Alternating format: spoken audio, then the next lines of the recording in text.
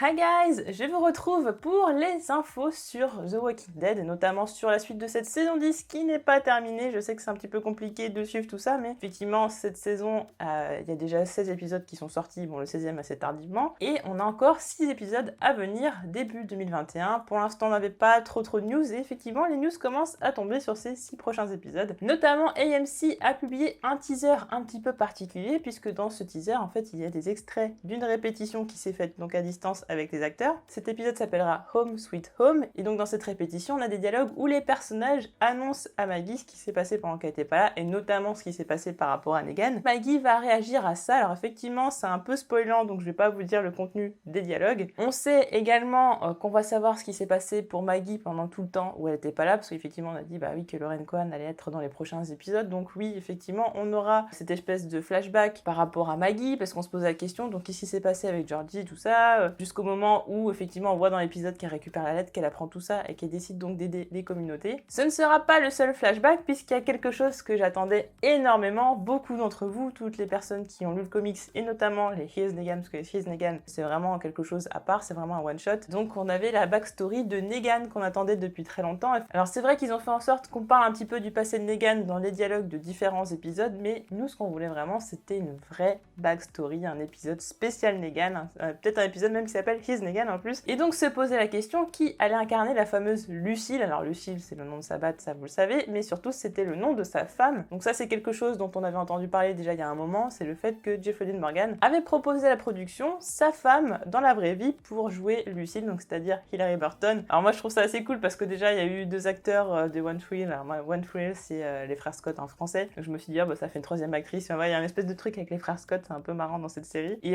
j'adore Hilary Burton, elle fait partie de mes actrices préférées parce que bah j'ai regardé les frères Scott quand j'étais ado et son personnage je l'adorais. Et c'est vraiment un couple très rafraîchissant, très sain, très cool. Je suis vraiment contente de la revoir et en plus je trouve que par rapport à ce que j'ai lu de la BD Here's Negan, je pense qu'elle pourra totalement coller au personnage. Enfin je vois déjà la façon dont elle va jouer et tout ça, enfin je trouve que ça va très très bien coller. Donc elle a dit que ça avait été dur de garder le secret, qu'elle adore jouer avec Jeffrey Dean Morgan et qu'en plus elle adore le voir se transformer en Negan. C'est vraiment quelque chose qui la rend très très joyeuse. Alors quid de cette backstory sur Negan? En fait dans cette backstory, alors là vous avez l'édition américaine, là c'est l'édition française, voilà bon ça, les covers sont un peu différentes, j'aime bien les deux personnellement, voilà, avec petit Negan derrière, bon là c'est différent. Mais très sympa les deux. Il y avait le début de Here's Negan que vous avez sûrement eu, qui était offert dans différentes librairies, enfin boutiques de BD, donc les premières pages. Et j'avais acheté les Image Plus, donc j'avais fait des vidéos sur Here's Negan à l'époque, au tout début de cette chaîne, donc ça a commencé à remonter un petit peu de temps. Tout simplement, on retrouve Negan avant l'apocalypse, donc dans sa vie de couple, etc.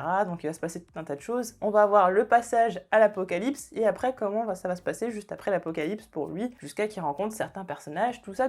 Donc ça va être quelque chose d'intéressant. Surtout ce qui va être intéressant c'est qu'en plus Angela Kang a dit qu'effectivement ça va être similaire aux comics mais qu'en même temps il y aura des choses différentes, donc avoir la part de similarité et de différence là-dedans je ne sais pas du tout, je pense qu'on va être quand même 70% ou 80% similaire et le reste de différent je pense parce que l'histoire est vraiment très chouette. Ce qui est intéressant c'est que la backstory de Negan ne sert pas juste pour le côté un petit peu introspection tout ça, c'est aussi parce que ça a une incidence sur la suite de l'histoire si on suit le comics et ça peut éventuellement mener vers un spin-off etc. Donc je pense que c'est quelque chose de très important. Donc effectivement, ça fait des années que les fans le demandent et il y a enfin cet épisode parce qu'à chaque fois on entendait parler Negan et tout ça de son passé. Et on espérait vraiment que ça s'arrête pas sur 2-3 dialogues avec Gabriel ou un tel quoi. Très contente que ça puisse se réaliser, j'ai vraiment hâte de voir ça en œuvre et en plus avec Hilary Burton, ça va être vraiment très chouette. La série s'apprêterait apparemment à montrer de nouvelles facettes de Daryl. Alors bon, on est tous en train de penser romance etc. Norman Reedus a dit qu'il pense aussi qu'il aura une partenaire un jour et que ce sera plutôt le genre très amoureux, tout ça, pas forcément bête sexuelle, etc., mais plutôt très amoureux, très impliqué, etc.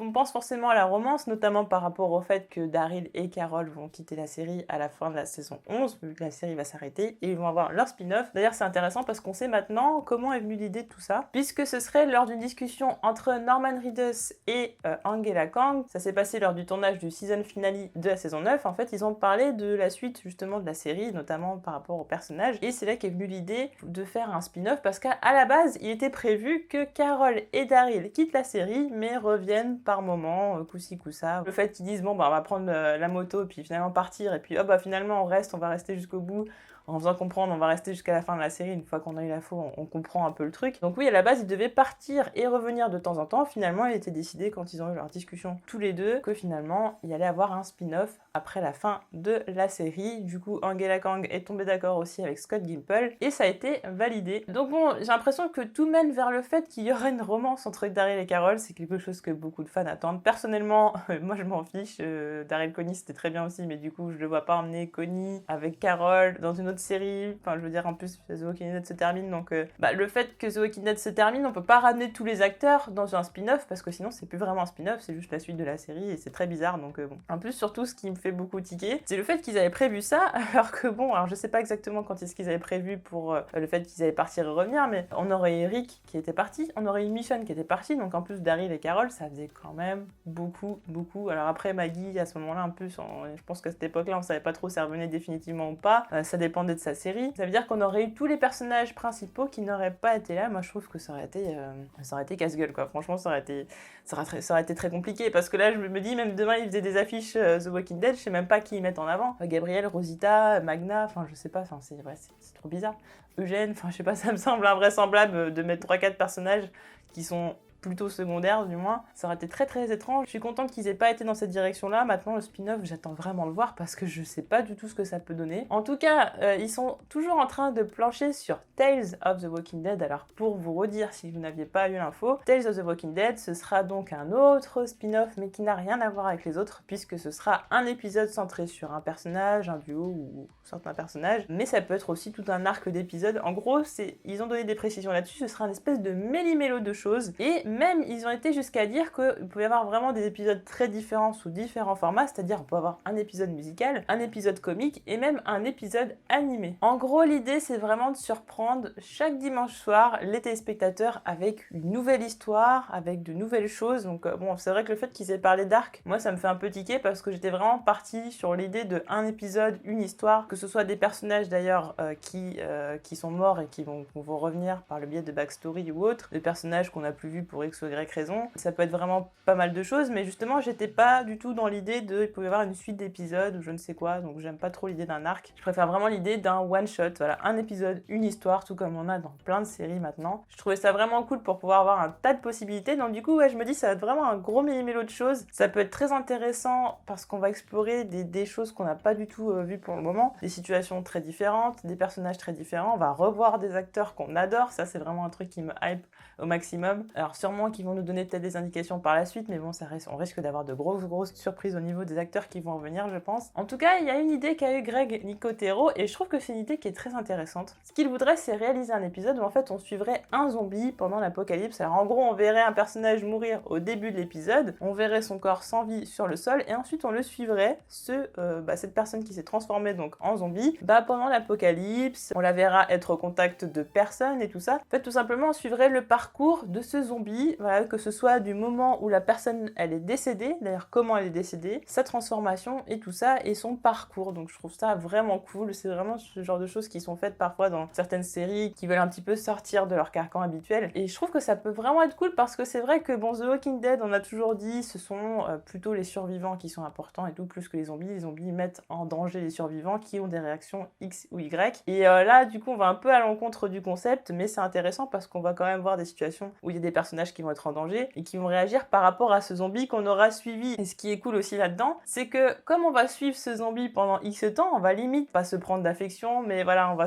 limite quand même beaucoup s'intéresser à ce zombie en particulier, alors qu'au d'habitude, il y a une pléiade de zombies et tout ça. D'ailleurs, justement, au niveau des zombies, donc pour les prochains épisodes de cette saison 10, ça va être très compliqué d'avoir des figurants parce que protocole sanitaire oblige, donc il y aura moins de figurants, donc il y aura moins de zombies, et donc ces prochains épisodes de cette saison 10, eh bien ce seront plutôt des épisodes introspectifs, centrés sur les développements de personnages et pas des batailles épiques. D'ailleurs Norman Reedus a dit bah ouais, mais de toute façon il y avait une bataille épique au season finale, donc du coup là c'est un peu plus tranquille et tout ça. Enfin, il n'y a pas eu de bataille épique au season finale, donc voilà. Du coup c'est juste calme. Donc il n'y aura rien d'impressionnant en termes de tout ce qui va se passer par rapport aux zombies et tout ça. Il n'y aura pas de situation incroyable avec des hordes énormes, des foules incroyables, parce qu'il n'y aura pas assez de figurants. Alors à moins qu'ils fassent ça en CGI, Et on a vu que le CGI c'était pas trop leur truc, hein. On a vu que c'était pas là, c'était pas ce qu'ils maîtrisaient le mieux. Donc faut s'attendre à quelque chose de plus calme, mais qui peut toutefois être intéressant. Après, on fait attention parce qu'on sait des fois, ils ont tendance à faire des épisodes introspectifs un petit peu mous. Donc voilà, j'espère que là-dessus ils vont gérer parce que voilà, ces 6 épisodes en plus, faut qu'ils aient vraiment un intérêt. Alors je doute pas de l'intérêt pour la suite de l'histoire, mais je doute d'arriver à capter mon attention pendant tout l'épisode. On verra. Autre chose, et là on est plutôt sur le côté rumeur, théorie, tout ça. Alors Andrew Lincoln aurait été pris en photo avec sa barbe là, la barbe de Rick Grimes, hein, c'est-à-dire un petit peu fournie, tout ça, puis très blanchi. Bah, évidemment il vieillit. Donc évidemment, plein de personnes se sont dit ah bah ça y est, Andrew Lincoln va revenir dans les bottes de Rick Grimes et tout, donc ça y est, les films c'est parti, tout ça. Donc bon, ça reste encore en une supposition. Il y a eu pas mal de rumeurs, et dont une qui était que Andrew Lincoln jouerait dans le dernier épisode de cette saison 1 de The Walking Dead World Beyond. Tout simplement parce que, alors je sais pas si vous connaissez le site IMDb, alors le site IMDb liste à chaque fois le casting qui va être dans tel épisode ou tel film, etc. Et là en l'occurrence, Andrew Lincoln apparaissait dans le casting de ce dernier épisode de cette saison 1. Donc forcément ça a parlé.